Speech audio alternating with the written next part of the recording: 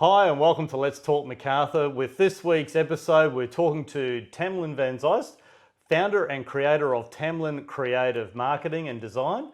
Welcome, Tamlyn. How are you? Thank you, Mark. I'm very good. Yep. Thanks for having me on. Well, I couldn't not have you on. So you've been so instrumental in me getting up and going for a start, and then all the way through with helping me with the edit side of it and everything else. I felt we just needed to get you on. And talk a little bit about marketing and what it is that small to medium businesses can do and get out of what Tamlyn Creative can do for it. But let's start off with, when did Tamlyn Creative start? Tamlyn Creative started in 2004. Wow. Yes. The previous year to that, I was working for someone else and just starting to get my, ground of what I wanted to do. And then, I got married in 2003 in November and then started my business the next year in 2004. Wow. Yeah. That's quick. Yeah. Hey? I was going to say 2004, you must have been straight out of school. I'll take that. I have 5 years experience up my belt. So, yep. So you had a bit of experience with getting the business going. When did the family start? That was in 2007. Right. So at least you had 3 years. I had 3 years to get sorted. But I also planned both. So I believe. So this is good. So when do you have your babies, Tamlyn? In December. In December? So you can have them during the Christmas break. And it's quiet period of time. It's quiet period of time. So that's forward thinking and forward planning to the nth degree. Yeah, the kids don't like me though because Christmas and birthday at once. Yeah, it's a bit mean. So balancing family then from the early stages, how did you cope with building up the business for 3 years and then all of a sudden having babies? Yeah, it was difficult because when I first started, it was just me. And then within 6 months, I had another person work for me part-time and then they became full-time. And then by then I had about 4 staff in 2007. Right. And I then went, well, I need someone to help me, like from an administration point of view. So we got a young person, a receptionist on. And I went through a couple of receptionists, but we had that where Tamlyn's pretty hard on a receptionist. They ended up having to look after my kids while I was in a meeting. Right. Like literally, I had a room dedicated. We were at Liverpool at the time, and I had one room I just decked out that had like a nursery pretty much. Yeah, wow. We had the little gate so the kids would crawl out. And so I had that sorted, and then a couple of years. Well, that's my first child. He was 5. I think it was 5 months, and then he went to daycare. I couldn't handle it anymore. Yeah. So it's hard to keep focused. It I is. guess.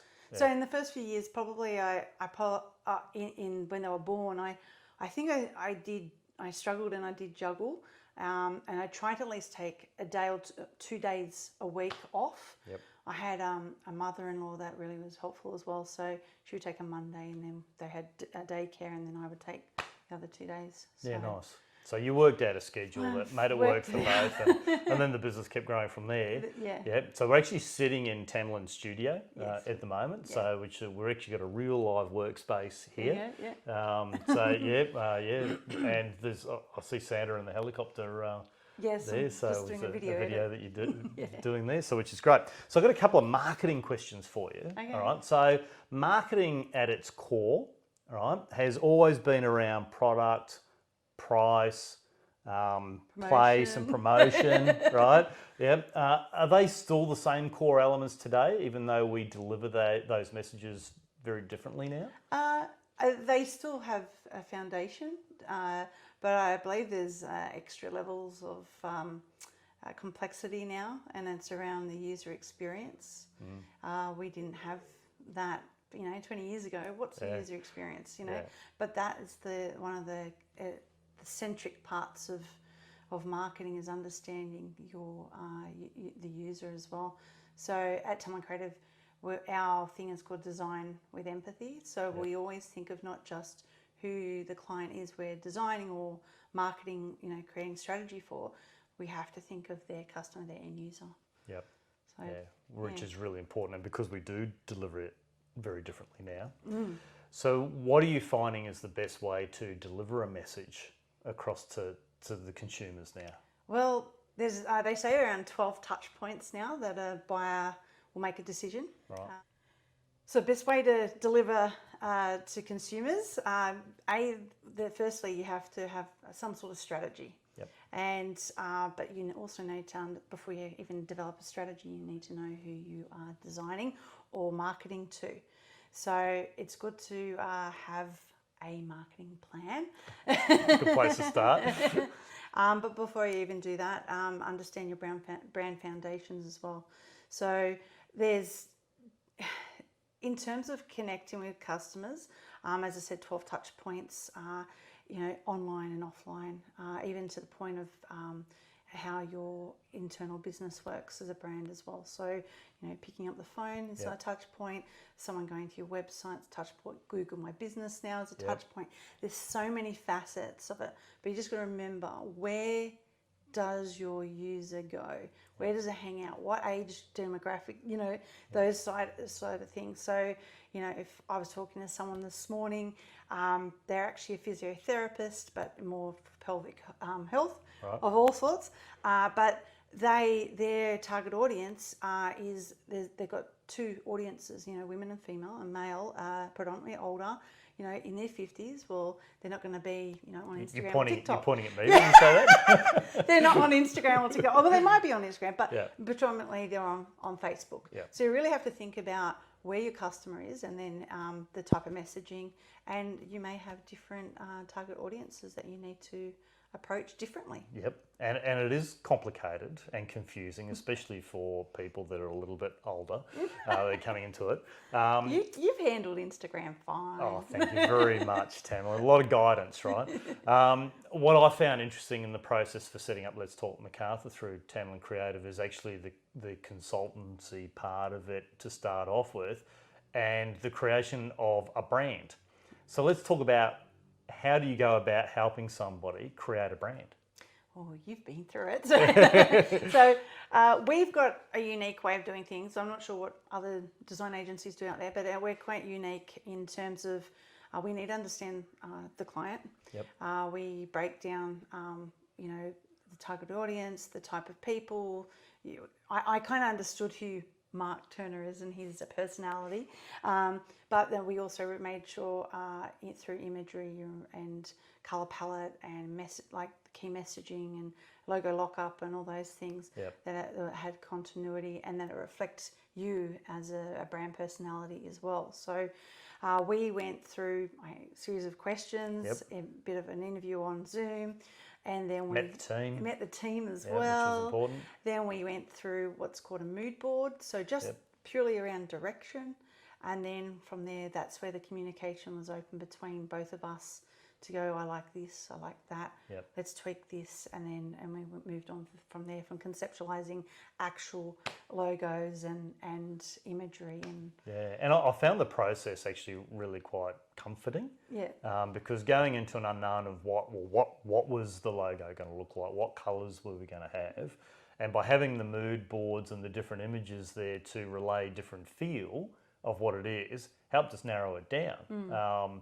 And one of the important parts was that feel of community, because we're doing that with business community and charities as well. So the colours, I thought, actually worked out really, really well. And it was interesting, out of the three choices, one we discarded straight away, and the other two was a little bit, but one stood out. So it was a really, really good process. And as I say, it was a little bit comforting because it got us sort of heading in a particular path. The other thing too is because we've got the team, and they've all got their different flavours of design. You've got three almost different concepts, so that's how we work. Where we all have a bit of a go, and it was good. Goes that way. And we were born. You're there. So yes. yeah, that's right. So we're talking about delivering message, and you mentioned TikTok. Instagram, They love about Facebook. TikTok. I've met one of my suppliers on TikTok. Oh, really? Yeah, a Yeah. voiceover artist. So. Yeah, I put TikTok on my phone and then I took it off my phone. So It's actually quite annoying, all the notifications. yeah, you that get a come lot of through. and that's why I took it off. Yeah. And I'm not using it because it's not my. It's not. Not for me. So I would go. yeah, that's exactly right. Yeah, last thing you want us to see is a real estate agent doing a dance on TikTok, right? TikTok and then changing different clothes. No, we don't do that. So how do small and medium businesses then wade their way through the swampy mystery of social media advertising? Oh, well, it depends. Like, it can be a full-time job, pretty much. Like, seriously, we've managed a number of social media accounts for different various industries, and it is time-consuming. Yeah.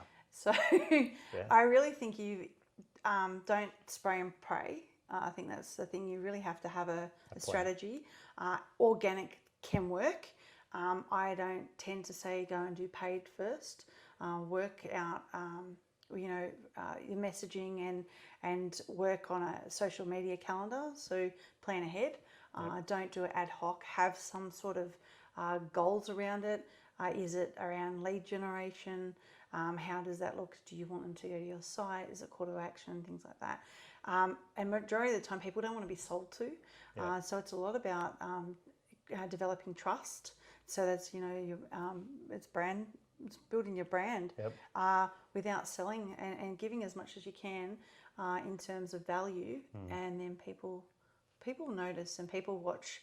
They might not necessarily be direct, and it's a bit of a slow burn to some extent, but if they've watched you and they think you're the right fit, it's going to be a much better relationship. Right. And not everything's about a call to action. No, right? Definitely not. Because if you just do call to action all the time, and we see it in the real estate marketplace at the moment, right? So a lot of agents are just like market appraisal. Are you selling? Are you selling? Are you selling? Yeah. So. And we've taken a little bit of a different approach. I love the angle you've done. So we've just done a little bit. I got mine in the letterbox. Yes. Yeah. Wait, this is Mark's house. You better deliver one. So which is great. So just to explain, I've done a little bit of a letterbox drop, and I've done some underage employment, child slave labour. So Zane, Tamlyn's son, has kindly done some letterbox drops for me. He's improving his fitness. And also map directions. Map directions, learning that. Learn about navigating. And we've just done an information piece.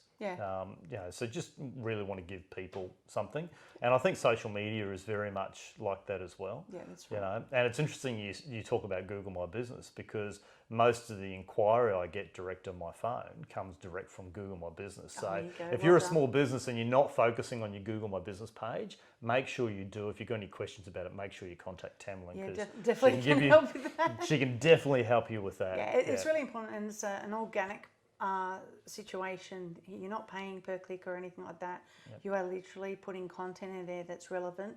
Think of Google as a blind person, and it has to be fed information and descriptions. So definitely very important. Yeah, that's probably the one I've got the handle on. Yeah. Any size business, be honest. Yeah, any size business. Yeah. So it's very, very valuable, right? You have a passion for photography and videography. I have too many cameras and too many tripods and too many stands you've got. Yeah, you've got a few. There's a rack up behind us which has just got stands all over it. I didn't bring my lights. So Tamlyn says, "Oh, what type of light do you want?" Imagery. Yeah, branded content is really, really important. Like I've always loved photography. Even as a kid, when I was 7, I went overseas to meet my grandparents. I never met them before. Right, wow. And it was around my birthday, and they said, "Well, what would you like?" And I said, "I would like a camera, thanks." So I got a camera, and I was, taking photos of feet and all sorts of stuff at the time. But as I've grown, I even when I did my HSC, was the first person picked and hired to do digital art. Wow. For my HSC, and so I encapsulated photography in that as well. And I've just always had that passion in the background, but probably in the last 3 or 4 years I've really honed in on it in terms of it's really critical for branded content, specifically for digital. You've got all these asset libraries out there but everyone's the same then. Yeah, it's And very generic. You could see someone on a bus, or an asset on the bus, and then next thing you see it on somewhere else, and it's someone else's and different messaging, and so it's okay to some extent. But then I think if you really want to own your own brand and have its own identity and feeling and personality, and bring the people in as part of the the journey, and connection to customer, then I think that's the way to go. And I think I've embraced it even more now. And video. I love video. Yeah. So. Well, humans are visual creatures. Oh, that's right. They don't have time for they don't have time for reading stuff. all the words and that sort of stuff. And I was an English major, so I'm a bit. I can get a bit wordy. Yeah. Right? Okay, yes. Yeah. And you've seen my emails. But yeah, humans are visual creatures. Yeah. So the more, and a picture tells 1,000 words, and all of those cliches. And cliches are only cliches because they're often mentioned and often true, right? That's right. So yeah, imagery very, very important. So a big part of what Tamlyn does, which is cool. Well, it makes our life easier when it comes to websites too, or designing a brochure. You've got content that's relevant. Oh yeah, well, when I first opened up the start of my website that you did for me for Let's Talk Macarthur, I'm going, oh my goodness, going, it looks way too professional. So, but yeah, top job, looks really, really good. Thanks. So, what's been your favourite project?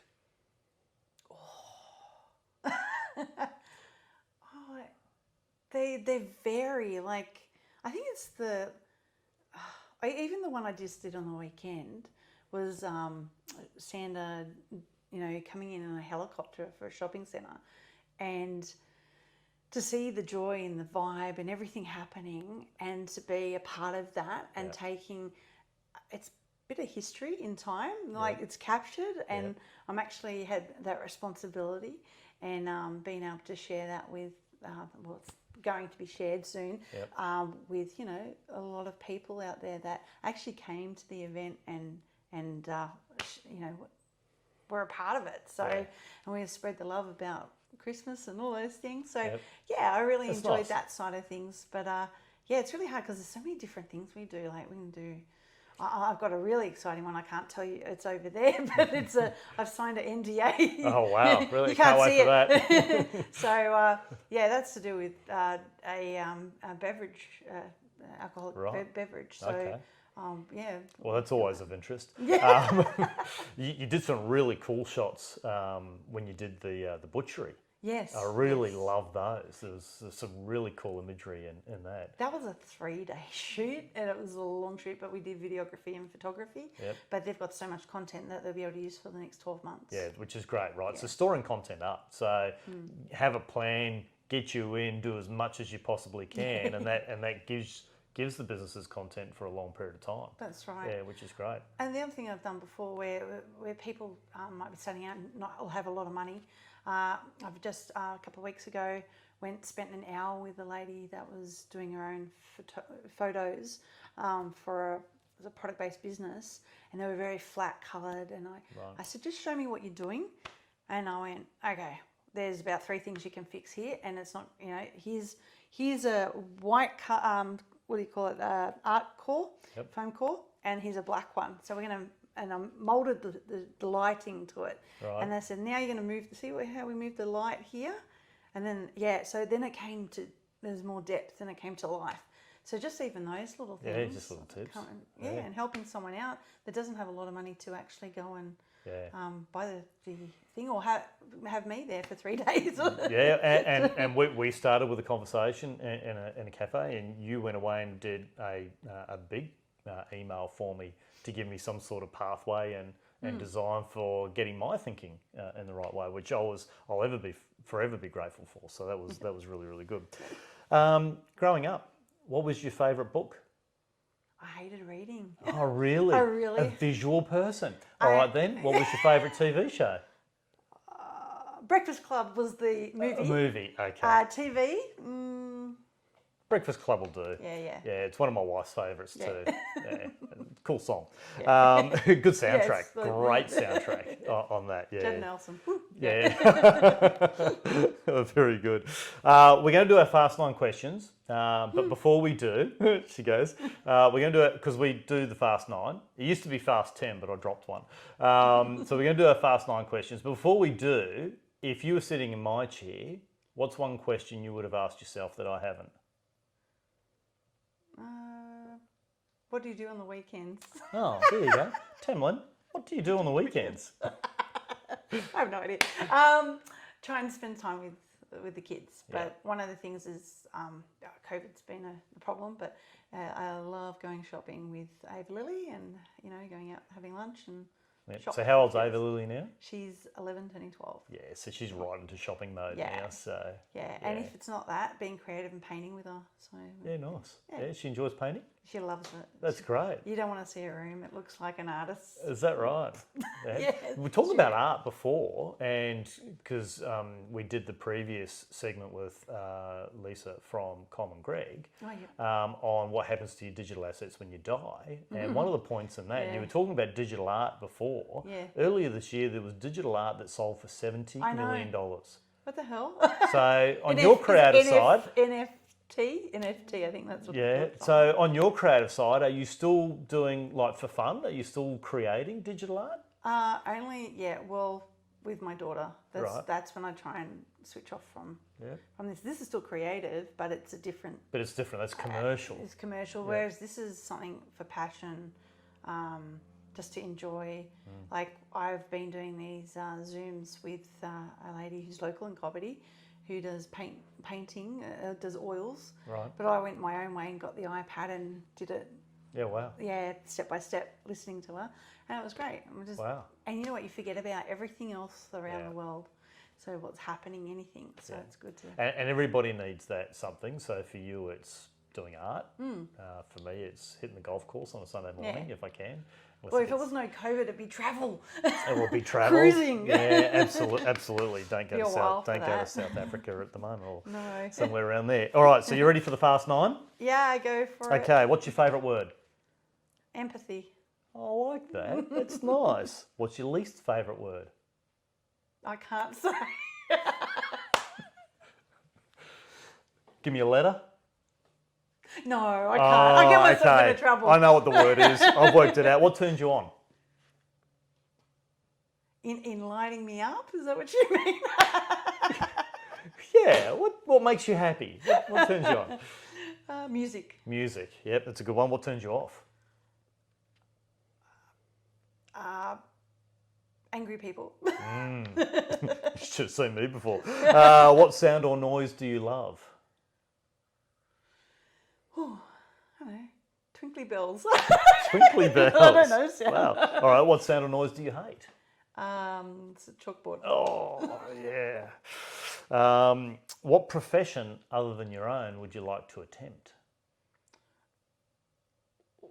Filmmaking in actually documentary making. Yeah, wow. Yeah, that'd be pretty And that's actually going to happen. That's going to happen? Yeah. Stay tuned. What profession would you not like to do? Hate to be a garbo. Yeah. I don't know why I said that, but anyway. I saw the garbage truck the other morning, last Wednesday, right? Because it's a bin morning. And I was thinking, oh, geez, I just so want to put a real estate ad on the side of it, right? Are you sick of the recycled rubbish that other agents keep telling you? Don't put up with that garbage, right? You never know. You never know. Their trucks. Yeah, I don't think they allow it. If heaven exists and you reach the pearly gates, what would you like God to say to you? Mum's just around the corner. Oh, that's lovely. Yeah. Tamlyn, thank you very much for today. Thank you so much, Mark. I really enjoyed it. No problem. I'll talk to everyone soon. And have a great Christmas. Thanks for that. You too, Mark. No worries. Cheers.